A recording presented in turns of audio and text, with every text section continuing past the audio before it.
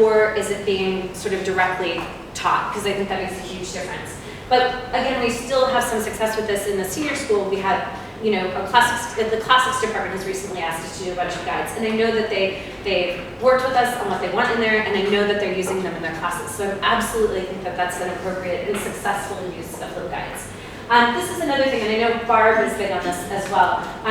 Internal library information. So I actually think libguides are a great way of organizing information for librarians. You know, whether that's your library staff. I know you guys make extensive use of the FAQs, right?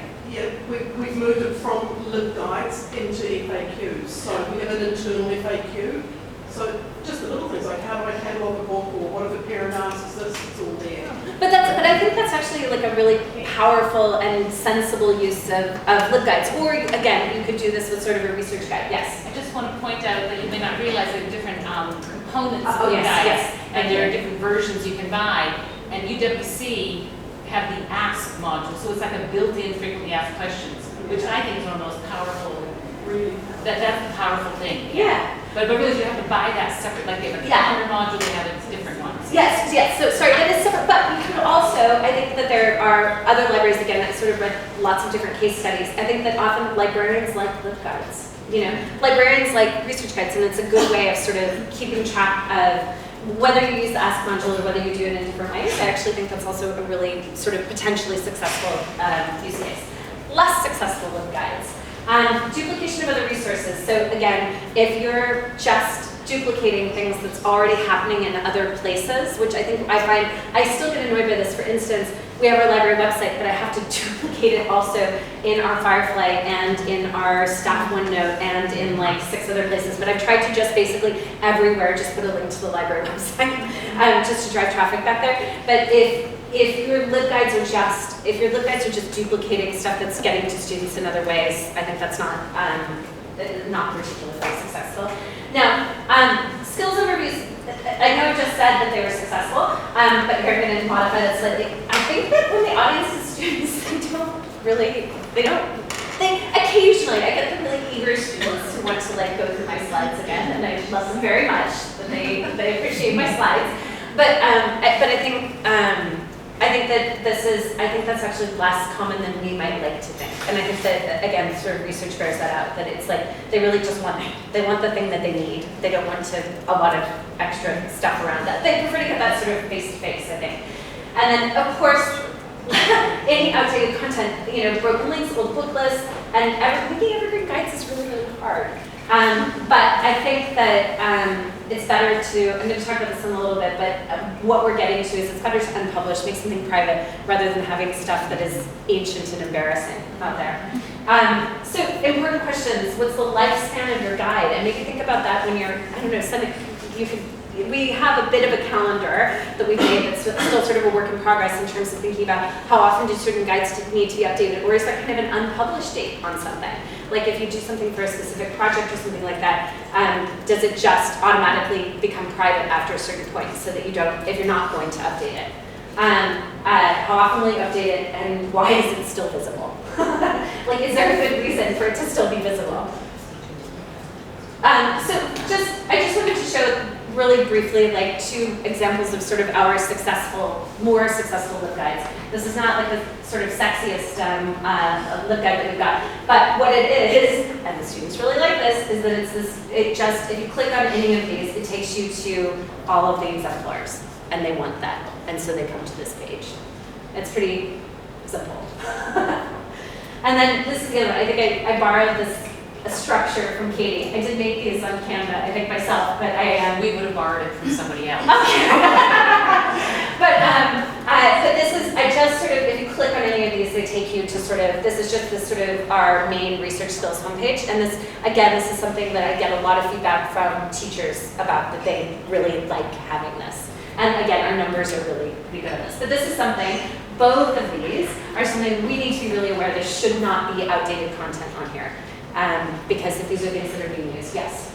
Sarah just reminded me that, but isn't there, you can check all the dead links in the guide by running some function. But there are things, I guess some of it though is like, like, I've been in lots of presentations, so for me, beyond that, I put things that like, it might be like a book list, and maybe none of the links are broken, but maybe it hasn't been updated in 3 years. That's sort of what yes, you can check the broken links, but I actually think that only solves maybe half of your problem in terms of whether or not a site looks updated. Yeah. I stole this from my year 4 daughter. What a good one looks like. I don't know I think this is a very British acronym, but I like it. What a good one looks like. Again, I will always and forever extol the virtues of the MIT libraries. I think they're wonderful. Their libguides are wonderful. They're where I got the idea. So this is one of their libguides, but it's totally indistinguishable from their website. Like, I know that I'm a libguide because suddenly the URL changes, but I doubt many of their users are even aware of it at all. I really like the MIT guides. Obviously, their audience is a bit different. This is not what like a primary libguide should look like. But their libguides are really short. Like, I think it goes to about here, this front page, and it is just the stuff you need. And there are some things up here, but this is basically all of their libguides. And MIT, wonderful MIT, has about 125 libguides. And so I feel like if MIT needs 125 libguides, there's no way that I need 300. I mean, so anyways, I quite like this because it is just extremely pared down. They're also really consistent looking across them. They clearly have some very strong rules about what the guides can look like. And anyway, so MIT libraries, great stuff going on there. This one is a little bit like cuter, but also Yale has some. I was looking at these and I quite like this sort of their vibe. Because again, this is the whole front page. There might be content to about here. So again, this idea that there should not be like 900 things there. Unless, again, if you're working with a teacher and they want 900 things there, give them 900 things. I don't think there's an issue with that. But I just think if this is sort of, I always like to borrow kind of best practices from other places. And if, if Yale and MIT are making these like short, succinct guides, there's probably a good reason. I'm gonna bet. This is just, again, sort of another kind of, I'll give you another couple of minutes to discuss and then maybe about 4 minutes and then I'll move on to my last little bit. But so what are your points of difference? Under what conditions are your libguides most successful? And I think, again, if you want, I can go back to this. Would this be helpful? Sort of because I think these are really good questions for me, at least they're helpful. Who needs this information and how will they access it? And I do think, at least for us, I think this is a pretty good overview of what works. So I'll give you a few minutes to talk about that, and then we'll come back and on.